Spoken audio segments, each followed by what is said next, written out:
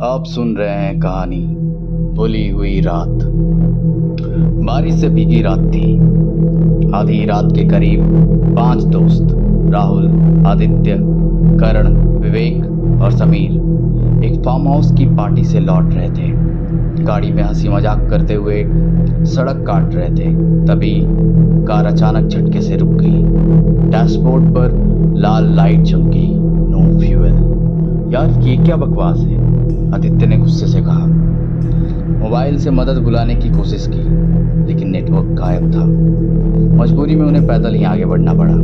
सड़क सुनसान थी, चारों ओर घना जंगल और दूर से टपकते पानी की आवाज। भाई ये रास्ता सही है ना? करण ने पूछा। राहुल ने कहा, हाँ हाईवे 5 किलोमीटर आगे है। चलते चलते उन्हें सड़क के किनारे एक पुराना बोर्ड दिखा, जिस पर लिखा था कालापुर 2 किलोमीटर। नीचे किसी ने लाल रंग से लिखा था, वापस लौट जाओ। ये देखकर वे ठिठक गए। विवेक ने हंसते हुए कहा, किसी ने मजाक में लिखा होगा। अचानक समीर ने पीछे मुड़कर कहा, अरे ये देखो। धुंध में सड़क पर कोई परछाई खड़ी थी, लंबा, दुबला, स्थिर। उन्होंने आवाज लगाई, पर कोई जवाब नहीं था। अगले ही पल वह परछाई एक पल में गायब हो गई, जैसे कभी वहां कुछ था ही नहीं। राहुल चिल्लाया, चलो यहां से निकलते हैं। वे तेजी से आगे बढ़ने लगे। कुछ दूरी पर उन्हें एक विशाल जर्जर हवेली दिखाई दी। दरवाजा टूटा हुआ, खिड़की पर लोहे की सलाखें। अंदर से शॉर्टकट है, गांव पहुंच जाएंगे, विवेक ने कहा। बाकी सब झिझक गए, लेकिन भारी बारिश शुरू होने लगी तो सब के सब अंदर जाने को मजबूर हो गए। अंदर सन्नाटा था, बस टपकते पानी की आवाज। दीवारों पर पुराने चित्र लगे थे, जिनमें चेहरों की आंखें खरोंची हुई थी। करण ने मोबाइल की टॉर्च चलाई और देखा कि फर्श पर ताजा गीले पैरों के निशान थे। ये ये ये किसी इंसान के नहीं लगते, समीर बड़बड़ाया।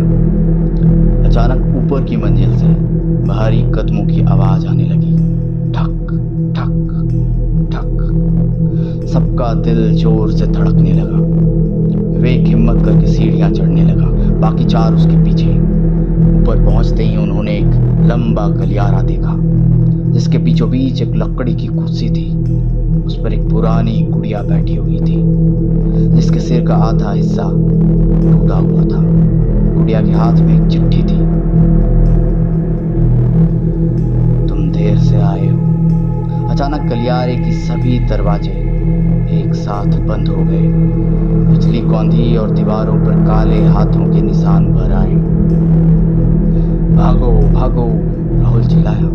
वे दौड़ने लगे, लेकिन हवेली जैसे बदल रही थी। हर मोड़ के बाद वही गलियारा। अचानक समीर चीखा, आ! जब उन्होंने पीछे मुड़कर देखा, समीर को कोई अदृश्य ताकत हवा में घसीट रही थी। उसके नाखूनों से फर्श पर खून की लकीरें बनती गई और फिर वह गायब हो गया। नहीं समीर, आदित्य चिल्लाया। बाकी 4 बेतहाशा दौड़ते रहे जब तक एक दरवाजा नहीं मिला। उन्होंने उसे धक्का देकर खोला और खुद को फिर सड़क पर पाया। ये क्या था? समीर कहाँ गया? करण हाँफते हुए बोला। राहुल के फोन में अचानक नेटवर्क आ गया। उन्होंने पुलिस को कॉल किया और किसी तरह सुबह तक वही इंतजार किया। पुलिस आई, लेकिन हवेली की जगह वहां खाली मैदान था, जैसे वहां कोई मरम्मत, कोई इमारत, कुछ नहीं था। और समीर, उसका तो कोई सुराग भी नहीं मिला। 3 दिन बाद बाकी 4 दोस्तों को एक ही जैसा सपना आने लगा। समीर खड़ा, वही टूटी हुई गुड़िया हाथ में लिए, और कह रहा, तुम देर से आए थे, अब तुम्हारी बारी है। एक एक करके चारों की रहस्यमयी मौतें हुई। किसी का शरीर पेड़ से उल्टा लटका मिला, तो किसी का चेहरा इतना बिगड़ा कि पहचाना नहीं जा सके।